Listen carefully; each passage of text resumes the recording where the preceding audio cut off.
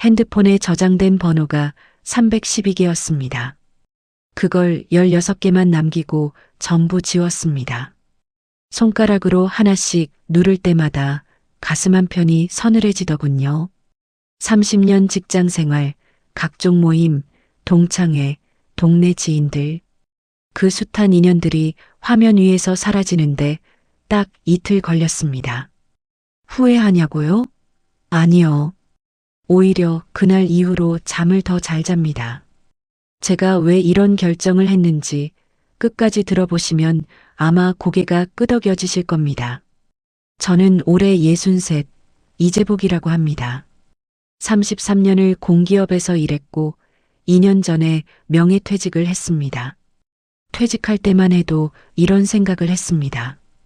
이제 진짜 내 시간이 생겼으니까 못 만났던 사람들 실컷 만나야지. 그런데 막상 퇴직하고 보니까 현실은 전혀 달랐습니다. 퇴직 후 6개월이 지나면서 이상한 일이 벌어지기 시작했습니다. 연락이 오던 사람들이 하나둘 조용해지더군요. 명함이 사라지니까 전화번호도 함께 사라지는 거였습니다. 30년을 같이 밥 먹고 야근하고 회식하던 사람들이요. 그 중에서 먼저 연락을 해온 건 딱 3명이었습니다.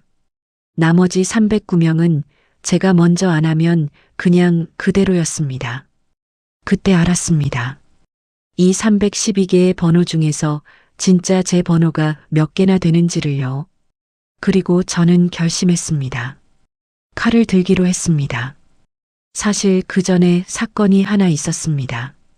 퇴직하고 딱 1년이 됐을 무렵이었습니다. 고등학교 동창 단톡방에서 연락이 왔습니다. 오랜만에 다 같이 모이자는 거였습니다. 저는 가슴이 설렜습니다. 소풍 가는 아이처럼요. 모임 장소는 꽤 고급스러운 한정식 집이었습니다. 자리에 앉으니 제가 오래 보지 못했던 얼굴들이 가득했습니다. 반가웠습니다. 진심으로 반가웠습니다. 그런데 그 반가움은 딱 첫 잔 부딪히는 순간까지만이었습니다. 이야기가 흘러가면서 뭔가 달라지기 시작했습니다. 한 명이 입을 열었습니다. 나 요즘 분기마다 해외여행 다녀. 이번엔 스위스 다녀왔어. 또 다른 친구가 받아쳤습니다. 우리 아들이 이번에 의대 붙었어. 서울대야 서울대. 자식 자랑, 재산 자랑, 여행 자랑이 밥상 위에서 넘쳐 흘렀습니다. 저요? 국민연금 받아서 아내랑 조용히 살고 있었습니다. 아들은 중소기업 다니고 특별한 성과 같은 건 없었습니다. 꺼낼 이야기가 없었습니다. 아니, 정확히는 꺼내기가 무서웠습니다. 밥값을 계산할 때 문제가 생겼습니다. 한정식 코스에 술까지 곁들이니까 1인당 8만 원이 나왔습니다. 저는 지갑을 꺼내면서 속으로 계산을 했습니다. 이번 달 생활비에서 뭘 줄여야 하나. 그때 친구 중 하나가 카드를 번쩍 들었습니다. 야, 오늘 내가 쏜다. 제복이 너는 됐어. 부담 갖지 마. 그 한마디가 8만 원보다 훨씬 더 무거웠습니다. 배려인 건 알았습니다. 그런데 왜 그 배려가 참을 수 없이 불편했을까요? 너는 형편이 안 되니까 가만히 있어라. 그 뜻이 그 안에 들어 있었으니까요. 집에 오는 버스 안에서 창문에 기댔습니다. 불빛이 흘러가는 걸 멍하니 바라보면서 생각했습니다. 나는 저 사람들한테 지금 어떤 존재일까? 30년직이라고 생각했는데 실제로는 무엇이었을까? 그날 밤 핸드폰을 열었습니다. 연락처 목록을 위에서부터 천천히 내려봤습니다. 312개의 이름들이 줄줄이 늘어서 있었습니다. 그 중에서 제가 힘들 때 먼저 전화할 수 있는 사람, 아무 이유 없이 그냥 밥 한 끼 먹자고 해도 어색하지 않은 사람, 제 형편을 알면서도 위에서 내려다보지 않는 사람, 꼽아보니까 16명이었습니다. 그래서 나머지 296개를 지웠습니다. 처음 몇 개는 손가락이 망설였습니다. 그래도 한때는 진심으로 가까웠던 사람들이었으니까요. 그런데 어느 순간부터는 손이 빨라졌습니다. 삭제, 삭제, 삭제. 이틀 동안 그렇게 지웠습니다. 지우면서 이상하게도 마음이 가벼워지는 걸 느꼈습니다. 그런데 여기서 한 가지 제가 깨달은 게 있습니다. 번호를 지우는 게 관계를 끊는 게 아니라는 겁니다. 번호를 지우는 건 관계의 실체를 확인하는 작업이었습니다.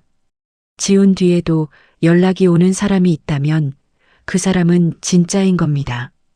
지운 뒤에 아무 일도 일어나지 않는다면 그건 처음부터 번호만 저장된 관계였던 겁니다. 한 달이 지났습니다. 296개 중에서 제게 먼저 연락을 해온 사람이 몇 명인지 아세요? 단 2명이었습니다. 제보가 너 요즘 연락이 없네.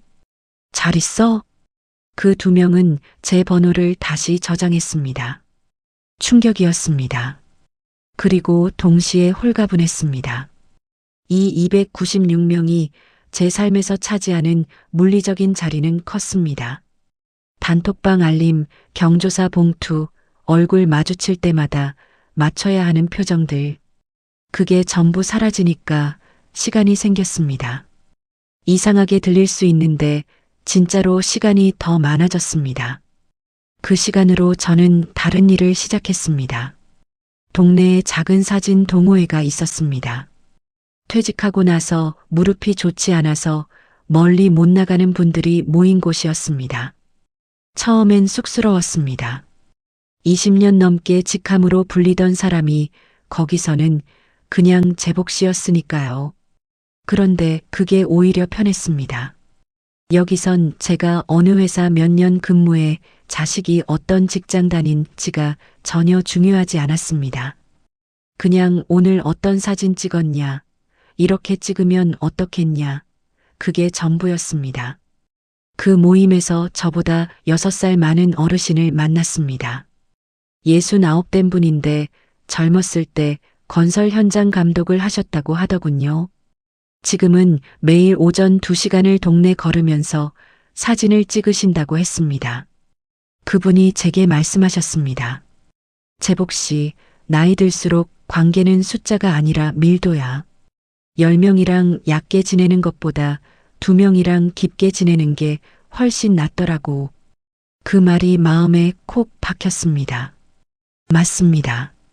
저도 그걸 몸으로 느끼고 있었으니까요. 지금 제 핸드폰에는 18개의 번호가 있습니다. 동호회에서 새로 사귄 분 2명이 추가됐습니다. 이 18명 중에서 주말에 갑자기 연락해도 어색하지 않은 사람이 여럿 됩니다. 비가 오는 날 같이 커피 한잔 하자고 할 수 있는 사람도 있습니다. 예전에 312명이 있을 때는 없던 일입니다. 사람들이 물어봅니다. 외롭지 않냐고요. 솔직히 말할게요.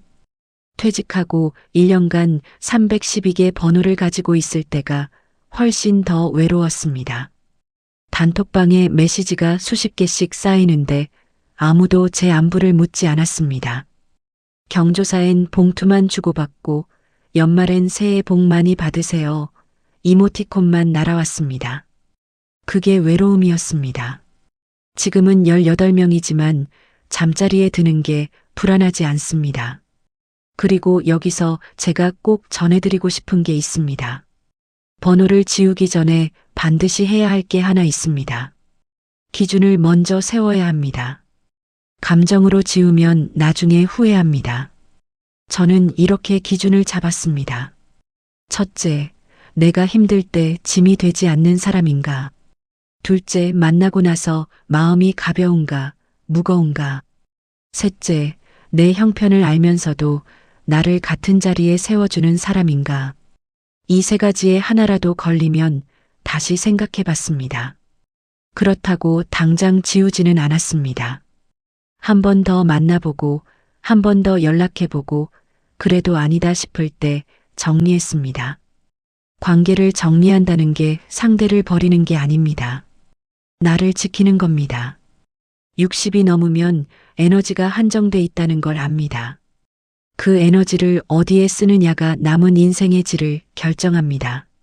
소모되는 관계에 쏟을 시간이 없습니다.